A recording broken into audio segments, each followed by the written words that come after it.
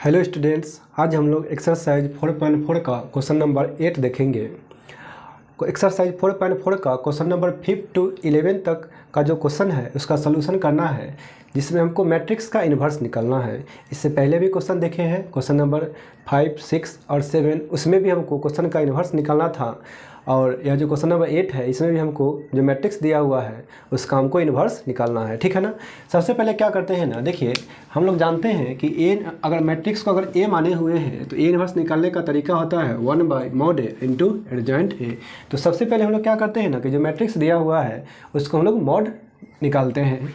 देखिए कोई मैट्रिक्स में जब हम लोग मॉड लगाते हैं तो मैट्रिक्स चेंज हो जाता है डिटर्मिनेंट में, यानी यह जो ब्रैकेट है यह हट करके और वर्टिकल लाइन हो जाएगा। देखिए यह जो 1 है, 3 है, 5 है, यह सब वैसे ही रहेगा, सिर्फ ब्रैकेट जो है ना वो वर्टिकल लाइन में हो जाएगा। तो यह मैट्रिक्स हो गया डिटर्मिनेंट में। अब हम लोग क्या करते हैं ना, सबसे पहले मॉड ए का जो वैल्यू है वह निकालते हैं, यानी डिटर्मिनेंट जो आ गया इसका वैल्यू निकालते हैं। और वैल्यू निकालने के लिए देखिए अगर दो लगातार जीरो रहता है तो हम लोग उसके रो को और कॉलम को ढक देते हैं। तो यहाँ इसका वैल्यू निकालेंगे तो 3 में -1 से मल्टीप्लाई होगा तो -3, -2 में 0 से मल्टीप्लाई होगा तो 0 हो जाएगा, यानी इसका वैल्यू जो है ना यह -3 हो जाएगा। यह मॉड ए का वैल्यू हो गया, ठीक है ना। अब हमको निकालना है एडजॉइंट ए, और एडजॉइंट ए निकालने के लिए सबसे पहले हमको कोफैक्टर निकालना पड़ेगा। आप देख सकते हैं जो डिटर्मिनेंट है इसमें 9 एलिमेंट है, और 9 एलिमेंट का हम लोग बारी बारी से कोफैक्टर निकालेंगे, ठीक है ना। पहले हम लोग 1 का निकालेंगे। देखिए 1 जो है ना कि कोफैक्टर को डिनोट करते हैं कैपिटल C से या कैपिटल A से। हम C ही लिखेंगे, आप A भी लिख सकते हैं या C भी लिख सकते हैं, ठीक है ना। और फर्स्ट रो है और फर्स्ट कॉलम है, C11 निकालेंगे। देखिए यहाँ जब 1 1 है यानी फर्स्ट रो को और फर्स्ट कॉलम को हम लोग ढक देंगे। तो इसको जब ढक देंगे तो 3 से -1 में मल्टीप्लाई होगा तो -3, -2 से 0 में मल्टीप्लाई होगा तो ये 0 हो जाएगा। तो -3 में से 0 माइनस होगा तो -3 ही होगा। और इवन होता है तो प्लस का साइन होता है, अगर ऑड होता है तो माइनस का साइन होता है। यहाँ 1 1 2 इवन हो गया तो प्लस का साइन होगा, प्लस से माइनस से मल्टीप्लाई करेंगे तो माइनस ही होगा। हमको 0 का निकालना है कोफैक्टर। 0 यानी यह जो है ना कि फर्स्ट रो में है, सेकेंड कॉलम में है, तो फर्स्ट रो और सेकेंड कॉलम को ढकेंगे। देखिए फर्स्ट रो और सेकेंड कॉलम को ढकिएगा तो 3 से -1 में मल्टीप्लाई होगा तो -3, और -5 से 0 मल्टीप्लाई होगा तो 0 ही हो जाएगा। तो -3 में से 0 माइनस होगा तो -3 होगा। और आप यहाँ देखिए 1 और 2 3 हो गया जो कि ऑड है, और ऑड होता है तो माइनस का साइन देते हैं तो माइनस माइनस प्लस हो जाएगा। 1 3 फर्स्ट रो और थर्ड कॉलम को हम लोग ढकेंगे। देखिए फर्स्ट रो और थर्ड कॉलम को ढक दिए तो 3 से 2 में मल्टीप्लाई होगा तो 6, -5 से 3 मल्टीप्लाई होगा तो 15 होगा, और 6 में से 15 माइनस होगा तो -9 हो जाएगा। और यहाँ देखिए 1 और 3 को ऐड करेंगे तो इवन होगा जो कि प्लस होगा, लेकिन प्लस माइनस माइनस ही होगा, है ना। हमको निकालना है C21, सेकेंड रो और फर्स्ट कॉलम को ढकेंगे। देखिए सेकेंड रो और फर्स्ट कॉलम को ढकेंगे तो 0 से -1 में मल्टीप्लाई होगा तो 0, -2 से 0 मल्टीप्लाई होगा तो 0, 0 में से 0 माइनस होगा तो 0 ही होगा।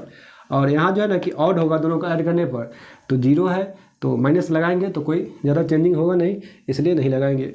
अब 2 2 का निकालेंगे, यानी सेकेंड रो और सेकेंड कॉलम को ढकेंगे। देखिए सेकेंड रो और सेकेंड कॉलम को ढक दिए तो 1 में -1 से मल्टीप्लाई होगा तो -1, और 5 में 0 से मल्टीप्लाई होगा तो 0 हो जाएगा, यानी -1 ही होगा।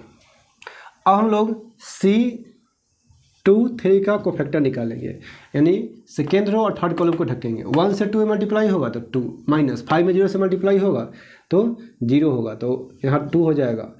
अब 2 और 3 5 है जो कि ऑड है तो माइनस का साइन होगा। हमको निकालना है C31, यानी थर्ड रो को और फर्स्ट कॉलम को ढकेंगे। देखिए थर्ड रो और फर्स्ट कॉलम को ढकेंगे तो 0 में 0 से मल्टीप्लाई होगा तो 0, -3 में 0 से मल्टीप्लाई होगा तो 0, तो 0 में से 0 माइनस होगा तो 0 हो जाएगा।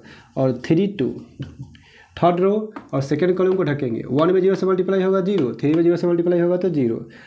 देखिए यहाँ 3 और 2 को ऐड करेंगे तो जो कि जोड़ेंगे तो 5 होगा, जो कि ऑड है तो माइनस का साइन है, लेकिन 0 है तो नहीं लगाएंगे।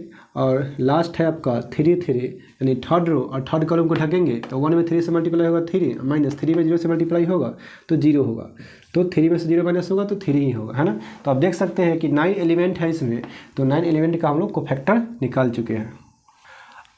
अब हम लोग क्या करेंगे ना कि इस एलिमेंट से एक मैट्रिक्स बनाएंगे, हम लोग M नाम का बनाते हैं। देखिए -3 है, फिर है 3 और फिर है -9, यहाँ है 0, -1 और -2, 0 0, यहाँ पे है 3। अब इस मैट्रिक्स का जो ट्रांसपोज निकालेंगे तो मैट्रिक्स ए का एडजॉइंट निकल जाएगा। अब ट्रांसपोज निकालना हम लोग जानते हैं, रो को चेंज करेंगे कॉलम में। देखिए फर्स्ट रो है तो फर्स्ट कॉलम हो जाएगा -3 3 -9, सेकेंड रो है तो सेकेंड कॉलम होगा 0 -1 -2, और थर्ड रो है तो थर्ड कॉलम होगा 0 0 और 3 हो जाएगा। तो यह निकल गया एडजॉइंट। चूँकि हमको निकालना है ए इनवर्स, तो ए इनवर्स निकालने का फॉर्मूला होता है 1/mod A into adjoint A.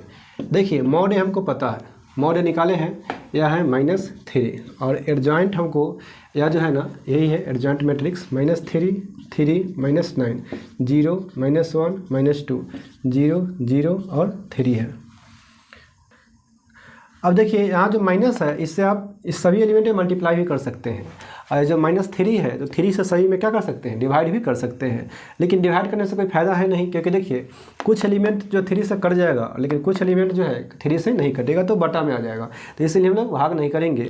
-3 से मल्टीप्लाई कर भी सकते हैं, नहीं भी करेंगे, यहाँ पर भी आप छोड़ सकते हैं। तो ये आपका ए इनवर्स निकल गया मैट्रिक्स ए का। क्वेश्चन नंबर 8 का यह सोल्यूशन हो गया, आंसर हो गया।